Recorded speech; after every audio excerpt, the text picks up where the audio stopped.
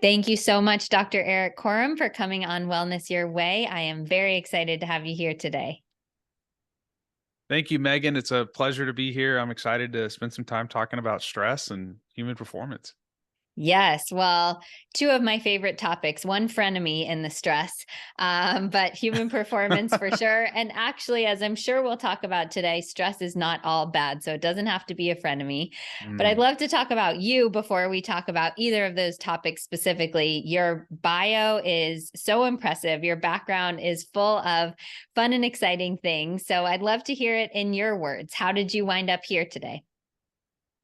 Yeah, it was kind of a winding road. I grew up in Dallas, um, played football at Texas A&M, and I thought I was going to be a surgeon. And while I was there, there was a physiology lab attached to our weight room. And this is back in the late 90s. And so this was kind of new. I'm like, what's happening here? This is pretty cool. People were doing all these experiments.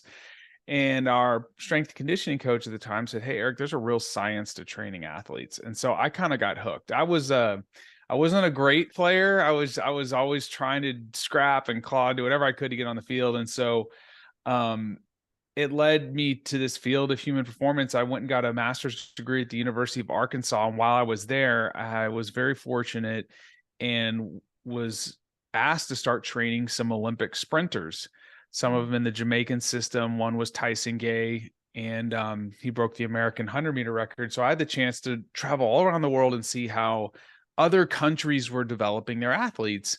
And I realized that we had a really big problem in the US, and that was that we had too many good athletes. And you're like, why is that a problem? Well, when you have an abundance of a resource, you're not really looking for ways to develop it. And so in other countries, they had developed formalized institutes of sport where they brought the best in biomechanics and physiology, nutrition, and psychology all together. And some of these countries, like Australia, had gone from like 50th, 50, 60th in the world in medal count in the Olympics to top five, same Wow. population roughly. And so back in 2011, my career took a big turn. I brought athlete wearable tracking technology to the US from Australia. I was at Florida State. You started using this to track and monitor our athletes. So this is kind of even before people were like using Fitbits, way before Apple Watch. And we were able to quantify the game of football, be able to use that data to create actionable recommendations to improve performance and reduce injuries and open a multi-billion-dollar market for sports wearables. And so I went into sports science, got a PhD looking at how sleep impacts our ability to adapt to stress. And then a couple of years ago, started looking at the consumer market. And I'm like, we've done so much work with athletes. And I'm like, wait a second, you got like 130 million Americans with a wearable on. I wonder if they actually know how to use it. And the answer is a resounding no. It's just data. And so I started a company called AIM7, and we turn wearable data like your Apple Watch or Oura, whatever, into personalized recommendations for what we say is mind, body, and recovery. So that's it. I mean, that's the last 20 years in a short nutshell there. Amazing. Well, that is so exciting. And I have been trying out AIM7 in the days leading up to the interview. So I'm very excited to talk about that and stress and sleep or sleep and stress resilience. But I Yeah. just want to pick your brain a little bit because I don't think I've ever talked to anyone who's worked for the NFL, the NCAA, Nike, and the Department of Defense. Those are some pretty unique entities that you've had the opportunity to work with.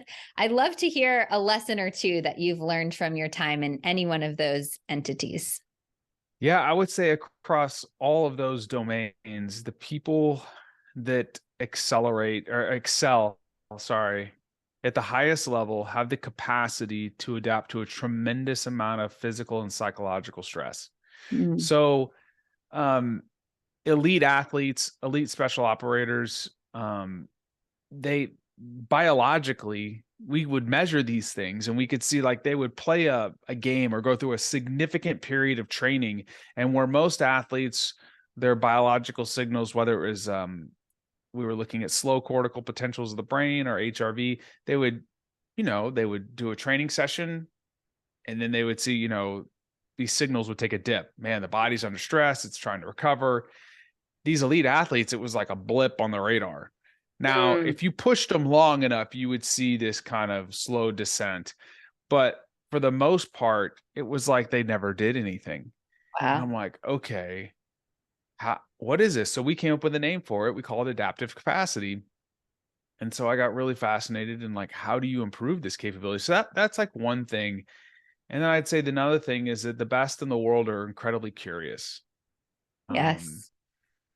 and especially if they have continued success, not maybe if you're like really gifted early on, it's like you start going, oh, it's all because of me. I'm so great. And then you start realizing, like, wait a second, like if I want to be elite for a very long period of time, especially as you get older, you start realizing that things are changing, not just physically, but like um, your capacities are different. There's a great book called From Strength to Strength by Arthur Brooks. I don't know if you've read it. It's I've read phenomenal. it. Yes. Yeah, but it's like you start realizing like, okay, things are shifting. How can I continue to perform, but maybe performance looks a little bit different. And Yes. so I would say those are the two things I've noticed in with working with elite athletes and elite military operators. That's amazing. You mentioned a phrase in there, adaptive capacity, which is one of the things Yeah. that drew me into all of your work. I saw a blog post that you wrote about this, and I see this threaded through so much of what you do, including the AIM 7 app. So, Yeah. first, can you tell us what adaptive capacity is? And then we'll move on from there. Mm. Yeah. So you mentioned earlier this frenemy relationship with stress.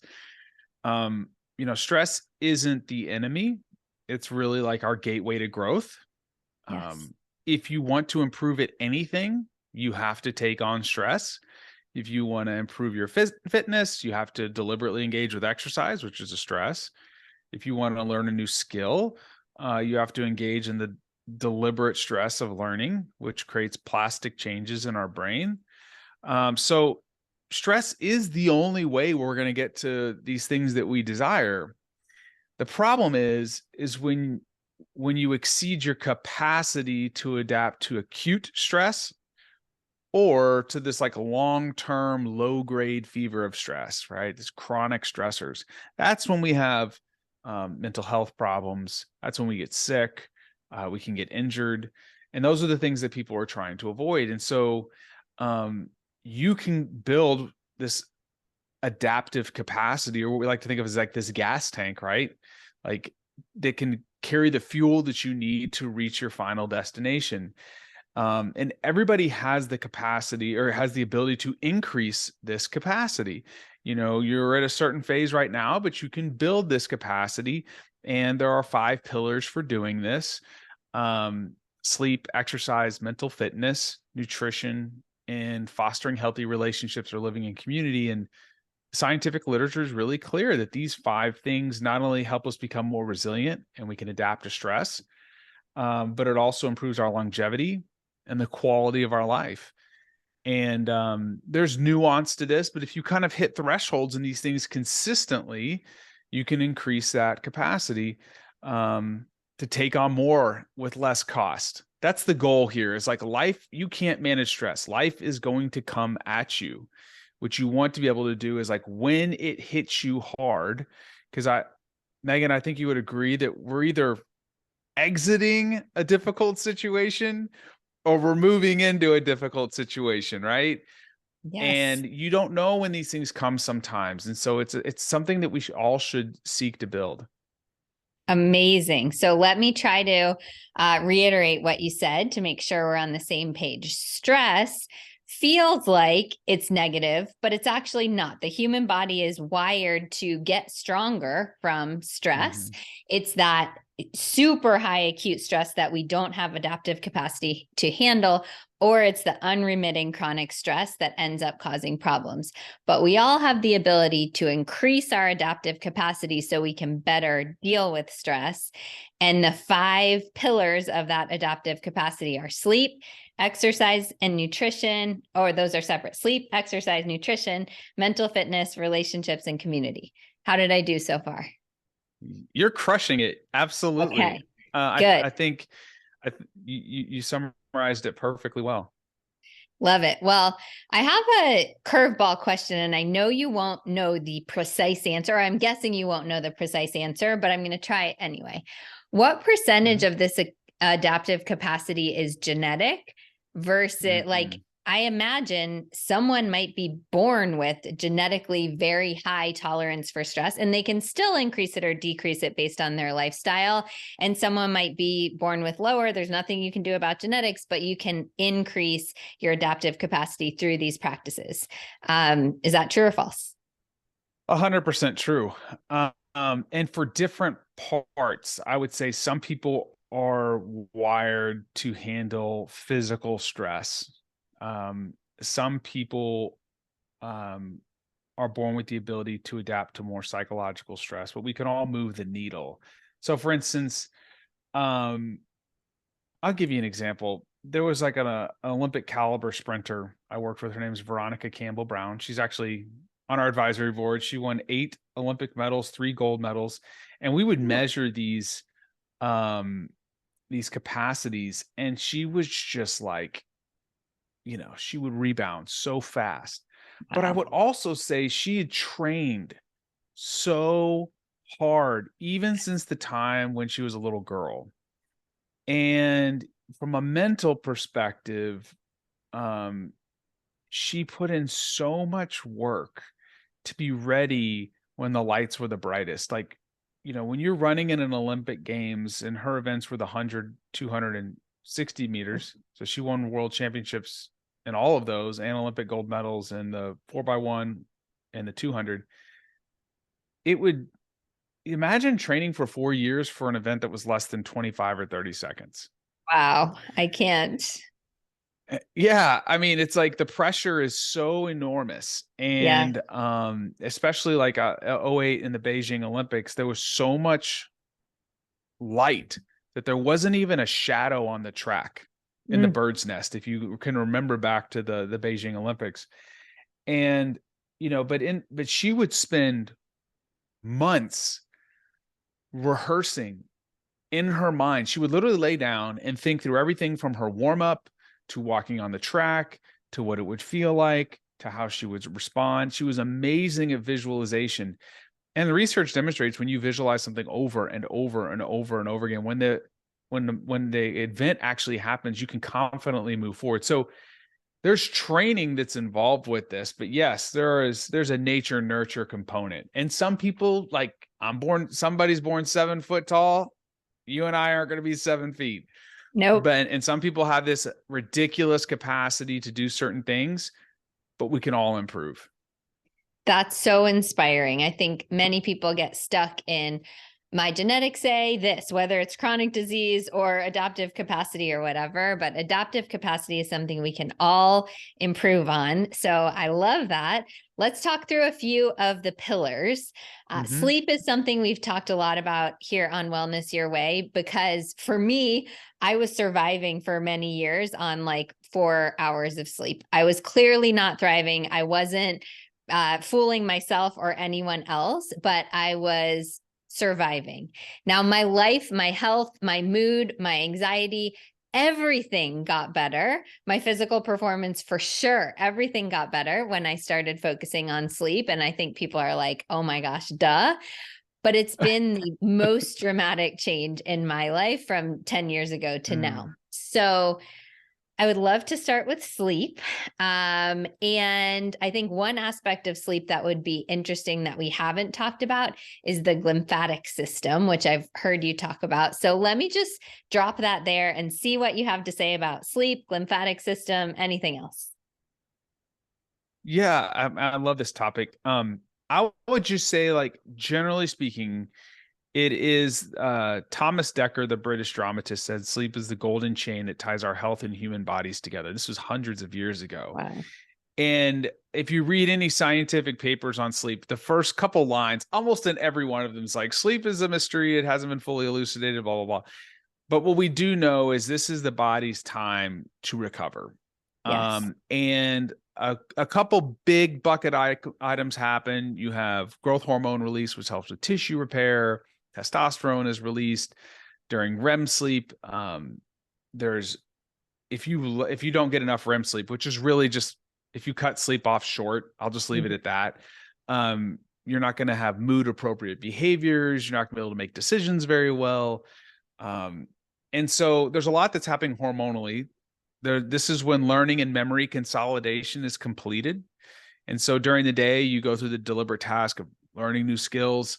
At night, specifically during slow wave sleep, is when these neuronal connections are strengthened or actually selectively weakened. It's called synaptic homeostasis. And so your brain is actually contracting and expanding. Tononi and Sorelli are the ones that found this. And so you need sleep to finalize learning and memory consolidation. We also know that your muscle tissues are restored because during REM sleep, there's a blocking of what's called the corticospinal pathways, which like basically paralyzes your body. And we think that is for two reasons. One, it helps with what we call myofibrillar restoration. Your muscle tissues just completely relax, like they just can't move, right? And then also, I don't know about you, but sometimes I have crazy dreams, and I think it's like the body's mechanism of protecting itself. But one of the things you just hit on, the glymphatic system, is really fascinating. This is newer science. In the past 15 years, we've found that, so the rest of the body has this lymphatic system. It's kind of this metabolic drainage system, right? But the brain doesn't have a lymphatic system. The brain has these perivascular pathways called the glymphatic system. And what happens is cerebrospinal fluid goes up into your brain, kind of mixes around, and during sleep, it flushes all this out. And along with it are metabolic waste products like beta amyloid. Beta amyloid is associated with neurodegenerative diseases like Alzheimer's disease and dementia. And so if you start thinking about it, you can start tying a thread between, we have seen a significant rise in Alzheimer's disease with people over the age of 65. I believe it's over 5 million Americans right now have Alzheimer's disease, and the numbers are climbing. It's interesting to note at the same time that our sleep duration is plummeting.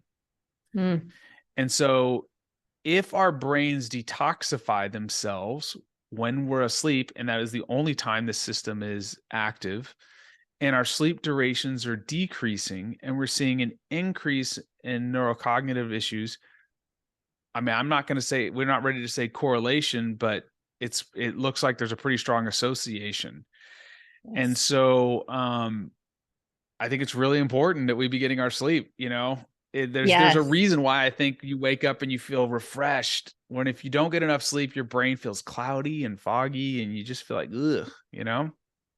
Absolutely. So I think we understand so much more about sleep than we as a scientific community are giving ourselves credit for. And I heard you talk about benefits for memory consolidation, benefits for muscle recovery, and then that really, really interesting part at the end, that the glymphatic system flushes out toxins, including this amyloid, which is linked to Alzheimer's. So I know plenty of people's ears are perking up. And everyone has a different cocktail for sleep. Hopefully not it's an actual cocktail, but their recipe for tactics we can do to improve sleep. What are your one or two favorite tactics to improve sleep? Yeah, that's a great question. The first thing we learned, and the first thing I learned in my studies is like, what drives sleep? And there's two processes. There's a homeostatic drive, which is more biochemical, which means that you wake up in the morning, you should feel rather refreshed. As the day goes on, you get more tired. Part of that is because of the buildup of something called adenosine. Okay, it's just this natural state of a hunger for sleep, as it's actually called. Then there's a circadian process, and circadian means about 24 hours, and it is anchored by several things, including light, temperature, food, movement, and these are called zeitgebers or time givers. And the primary anchor is sunlight, and it's got to be really bright light of a certain wavelength and quality. And what happens is I will just say this from the get-go: we were not designed to be inside all the time. it's very apparent that our connection with the world is pretty important. If you Mhm. want to unhinge somebody, like psychologically, like put them in a dark room for a really long period of time. And so what happens is when you see the light in the morning, the light interacts with some cells in your eyes and it stimulates a bundle of nerves that sits up on the top of the roof of your mouth called the suprachiasmatic nucleus, or the circadian pacemaker. And that sends a signal to all the cells of your body to be alert and awake. And it does that by increasing cortisol, which is actually a good thing at that time of day, and increasing body temperature, which makes you alert. It also sets off this kind of cascade of hormonal and neurological events that improve your mood, push back on depression, and kind of sends a signal to your pineal gland about 12 to 16 hours later to increase melatonin. So it's not just though sunlight exposure in the morning. I recently had Dr. Sachin Panda on my podcast, and he said something that was super interesting that I'd never heard before. And he said, I knew that there were melatonin receptors in our skin, but they're starting to find that more frequent exposure during the day to sun actually increases the amount of melatonin that's secreted from the brain. So it's not just like a bolus in the morning. You Mm. need to like just go on frequent walks, or like 5-minute break outside, sit near a window. So when he talked about that, I was like, this is super interesting. I started digging in. I was like, yeah, this is kind of what the research is indicating. So not only do I try to get 5 to 10 minutes in the morning, do that at night. And I would say the other big bucket item is there was a paper that was published, I think it was a year and a half ago, by the Broad Institute at MIT and Harvard. It was with 800,000 people in the UK biobank. And they wanted to understand how morning and evening types impacted depression. First of all, they found that only about 9% of people are actually genetically an evening type. And this Wow. is yeah. And there's a lot of people like, no, no, no, no, I'm an evening type. It's these things. I'm like Yep. lifting up my phone here. It's not so much the light from the phone as it is the emotional stimulation of the content that you are viewing. So Yes. at night, I don't know if you've ever experienced this, Megan, but have you ever like laid in bed and you made the mistake of like, I'm just going to check one thing. And then you were really sleepy. And the next thing you know, you're wide awake. Yes. That is the enemy of good sleep. Mm-hmm. So the two things that I try to like avoid, or two things I try to do. One is morning sunlight and frequent exposure during the day. And then in the evening, as I'm getting ready for bedtime, just like get rid of the stimulation Yes. and try to just calm my body down and my brain. Those are so important. So bookends to the day, get out there in the morning. I think more and more people are getting familiar with this concept. Mhm. And it doesn't have to be 2 hours in the morning. It's 10 No, minutes five or 10 minutes. something. Yeah, 5-10 minutes of sunlight, even if it's on a cloudy day, get outside. And then I love what you're adding, which is get outside frequently. Again, just for small increments. I didn't know that process would continue dripping more melatonin into our system. It makes a lot of sense. So get outside as often as possible and then get off the devices. As I started to improve my sleep, I would have told you it wasn't 10 years ago, it was more, but let's say 15 to 20 years ago, I would have told you I was an evening person because I could stay up late, but I guarantee my circadian rhythms were just so off because I had so much Mm. stimulation that I could stay up late. Now I go to bed at like 8:45. It's great. I wake up super early. I love it. It feels very natural to me, but I think it's interesting that only 9% of people are naturally evening people. Wow. I know. The kicker on the whole paper was this. So it was 23andMe data, UK Biobank, trackers, very robust research. They found that when you shift your bedtime back 1 hour, so let's say you're going to bed at midnight, you shift it back to 11, there was a 23% reduction in major depression. When you Wow. shifted it back another hour, this is 800,000 people. This isn't a small deal. Yeah. It was almost a 40% reduction. And when they looked at the causative factors, the number one thing was people that go to bed earlier, wake up earlier, and get what? More light exposure. And Yes. that's it. I mean, these are basic biological principles. It's really nice now that it's just getting out to the general population that like, but we didn't have to do this like 50 years ago. It was just like people just went outside, or even 100 years ago. Like Yeah. we're in a knowledge worker economy. And Yes. so people make money by hacking away at a computer, and there's nothing wrong with that. I do too. I have a software company. I can't write a lick of code, but I'm on a computer all day. It's how we make our living, but we can't forget that we can't get disconnected from our environment. Yes. So true. I have said it before, but I will beat it over and over and over because it's so important. Get your phones out of your bedroom, or at least put them on do not disturb at a certain time. Like set yourself up for success, because it's hard. We are all human, and these phones are designed to wrap us in. So make it easier on yourself by just setting some boundaries for yourself. I think it's so important. And thank you for reiterating that. I want to talk about sleep all day, but I also want to cover the other pillars. And nutrition happens to be my favorite of the pillars. So let's jump there, and maybe we'll cover some other ones as well. You have three components of healthy nutrition. Eat an inflammatory diet. Oh no, don't do that. Eat an anti-inflammatory diet.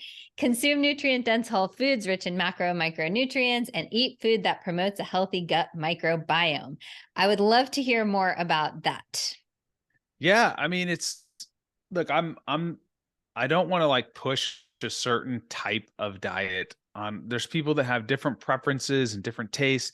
The research is pretty clear though that like a Mediterranean-ish type of diet is like got tremendous impacts on everything, like Yes. longevity, cholesterol profile, like all these different pieces. And if you look at it, what is it? It's multicolored fruits and vegetables. It's nuts, grains and seeds, a lot of fatty fish, nothing wrong with red meat, but it's just kind of like, these are the basic fruits, vegetables. Like if your plate looks like one color, it's a problem. Eat as Yes. many different colors as you can. Get healthy sources of fat. Fuel, I fuel with carbohydrates around the time that I work out. It's the easier way for me to maintain a healthy body composition. And then I would say reserve margin for being a normal human being. Love it. You know, I just my family, we don't eat a lot of fast food, ultra processed foods. Now, actually, there's research on this. There's plenty of it. It's really not a great thing. But you know what? Like, I'm not so dogmatic that if like every once in a while we go to Chick-fil-A or something that we're gonna die.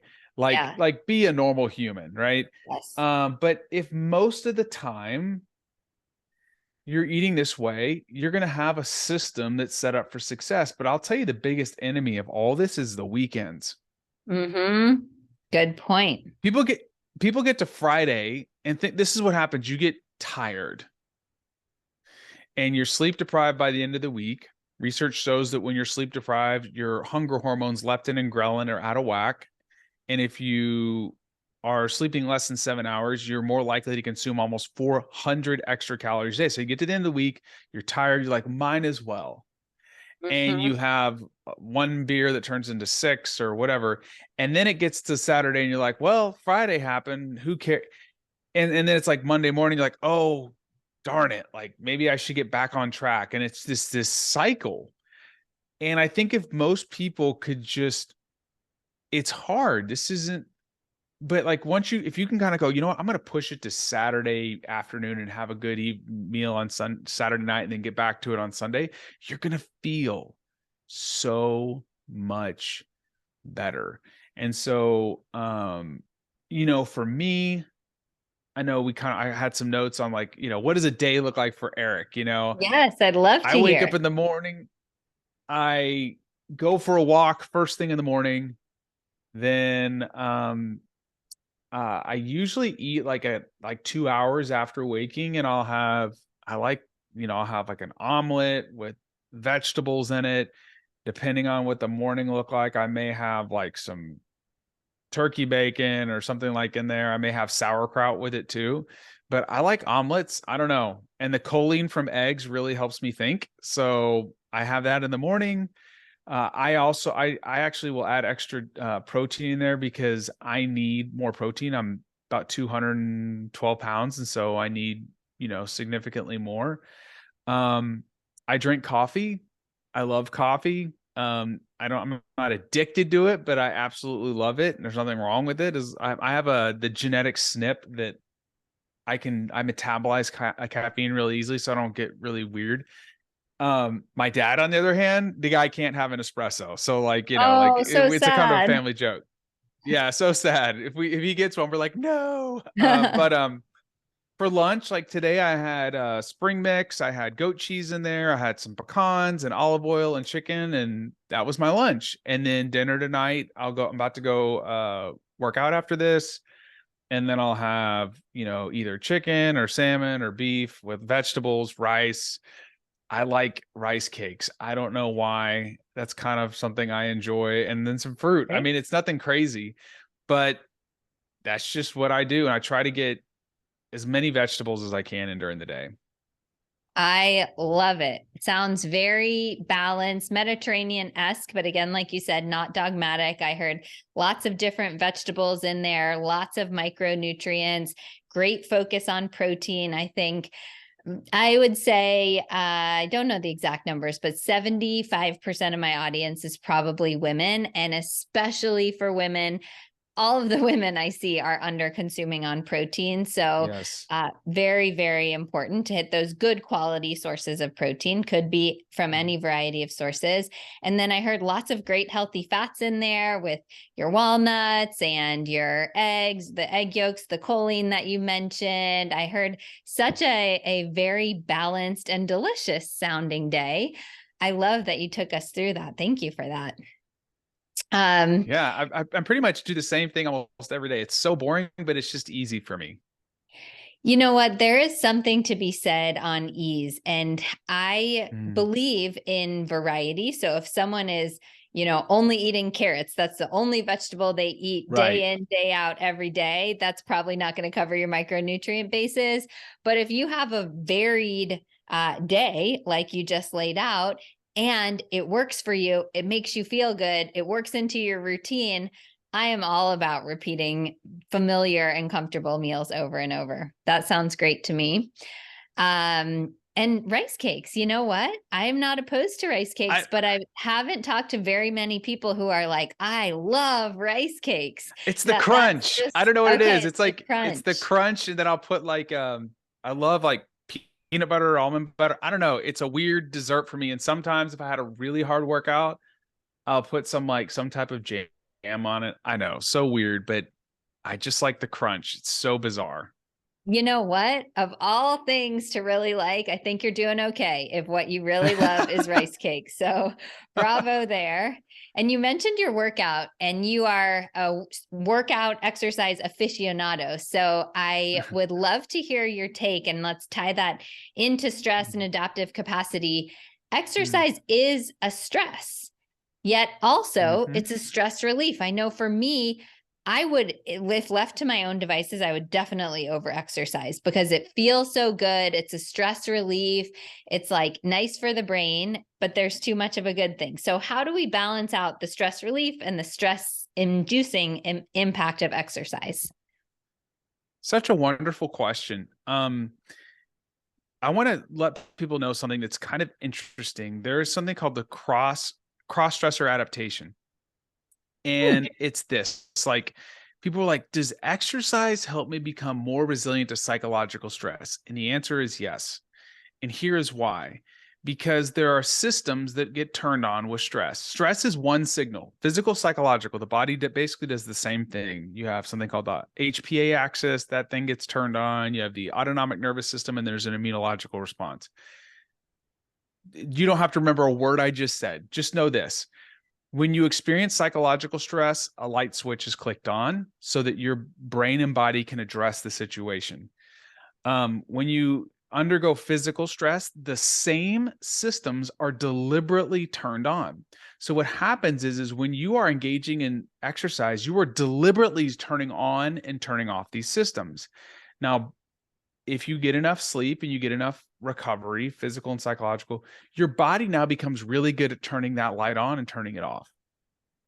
Think about the benefit of that from a psychological perspective. So people have been studying this and they're finding that people that exercise more are more resilient to psychological stress. And like, wait a second, it's just the same mechanisms. Now, is there a special workout recipe? The answer is no. And anybody that tries to sell you that is just trying to sell you something. There are 3 different types of exercise, or I shouldn't say exercise, 3 different categories of movement that we all need to get. One, we need to move. So you need to walk. Okay. Yes. And I don't want, without getting into 10,000 steps and all that stuff, that was a Japanese marketing campaign that's actually from the 60s. It's actually turned out to be kind of true, but 7,000 steps is kind of this cutoff point we're finding that you need to hit that for longevity. Then there's what's called MVPA, or moderate to vigorous physical activity.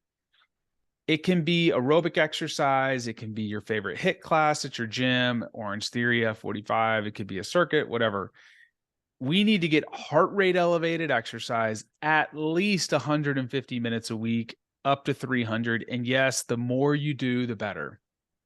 So this could include any of these categories.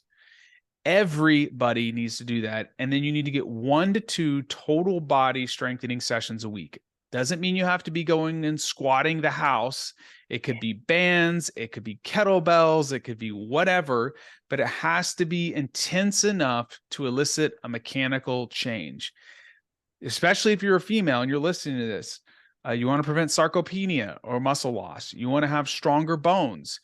Hormonally, it's going to help, especially as you hit perimenopausal years, maintaining lean muscle mass. That's why the protein's really important.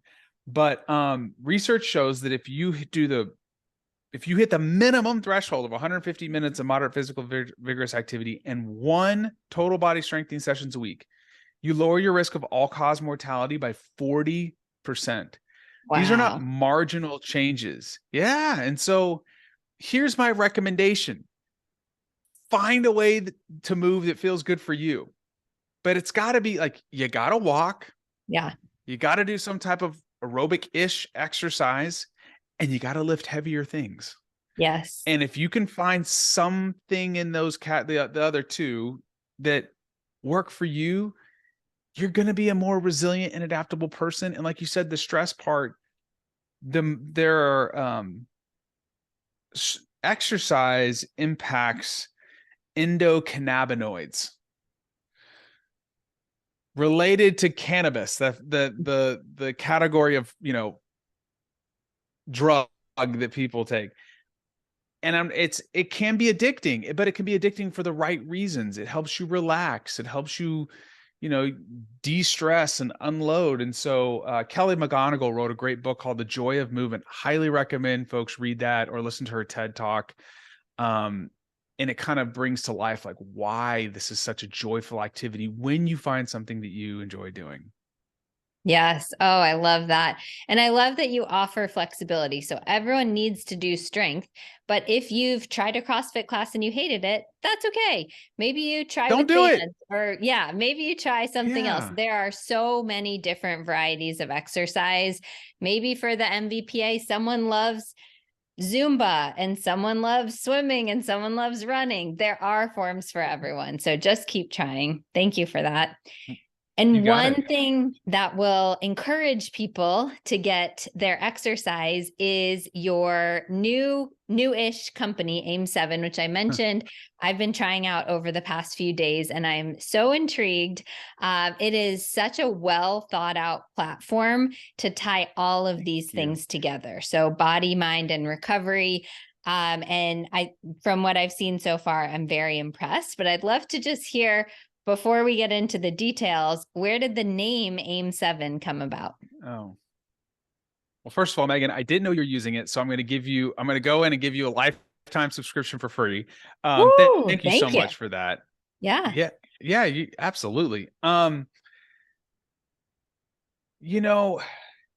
it harkened back to my time with working with all this data. I was like, what do I do with this? And so I started thinking, like, people have got all this stuff on their wearables.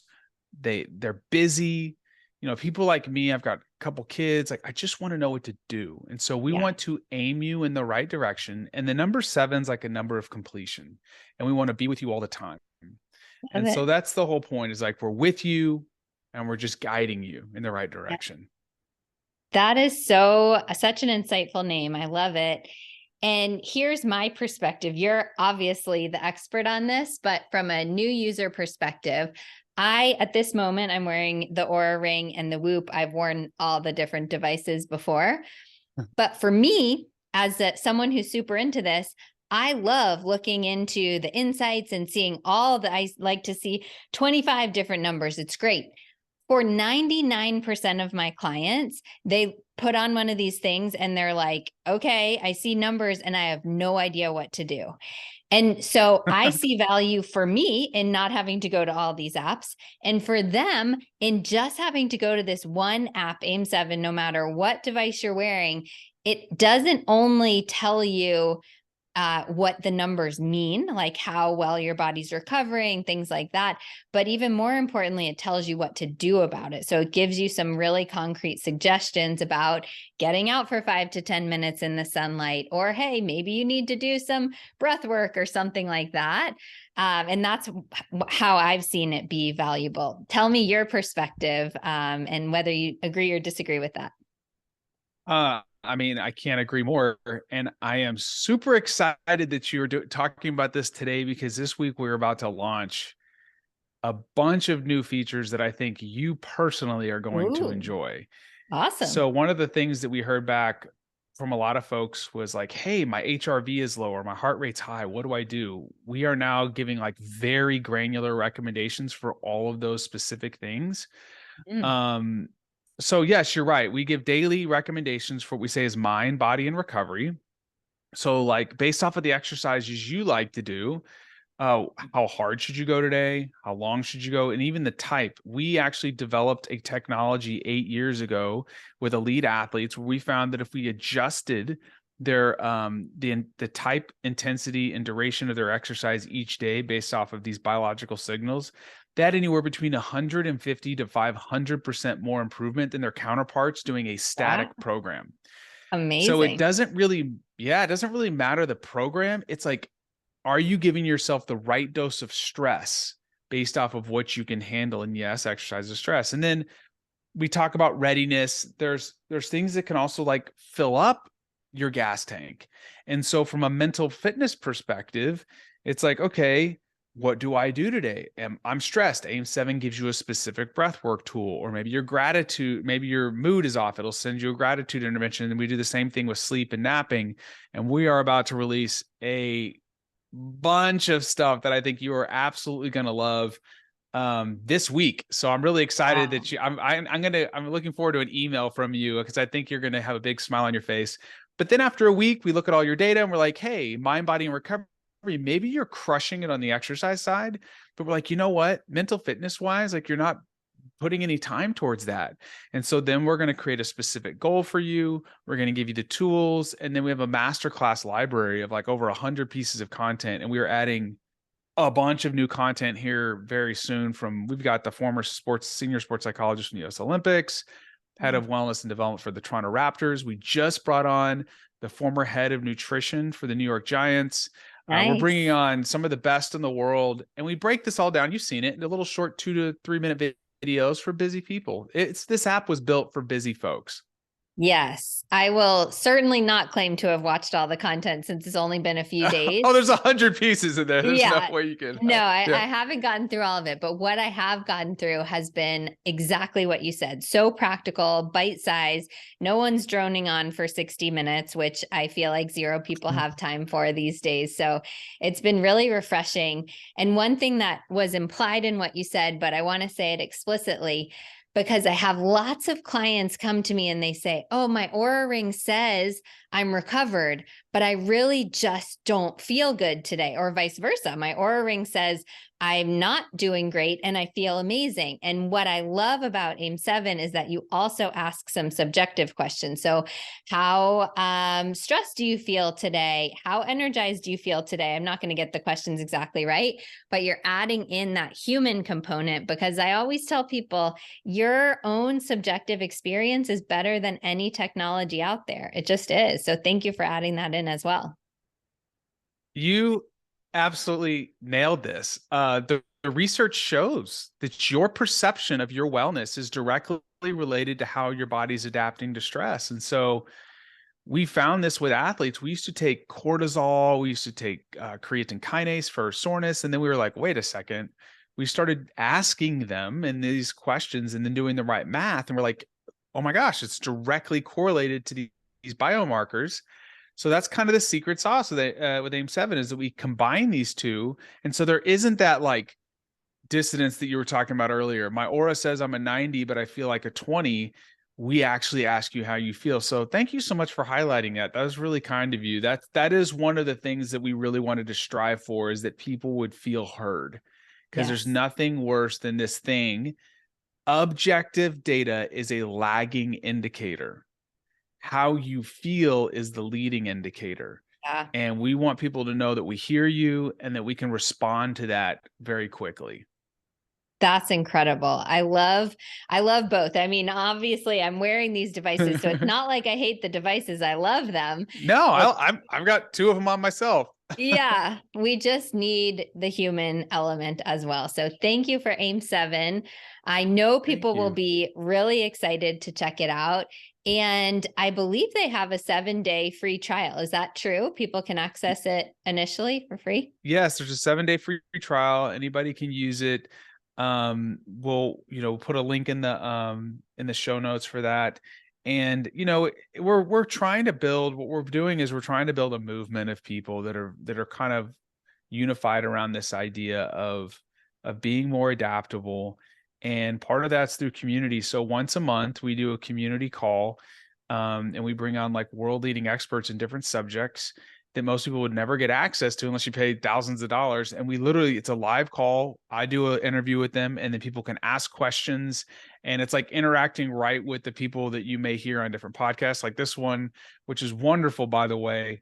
And so I really appreciate it. Yeah, this is a passion of mine. Our goal is to help people live healthy and impactful lives. And if we believe if you're healthy, you can live a life of impact. And we all are talented and have different gifts and talents that we've been blessed with. And I really see that if we can help people be healthy, they can unleash those talents to help other people. So thank you so much for the opportunity to share this. Absolutely. Thank you for sharing your insights. I think we are pushing in the same direction. We have that same goal. So I know we've gotten people very excited. We will include all the links in the show notes, where to find Dr. Erik, where to find AIM-7, where to learn more about the program. And I really appreciate your time today. Thank you, Dr. Erik. Thank you, Megan. I appreciate it. It was a pleasure to be on your show.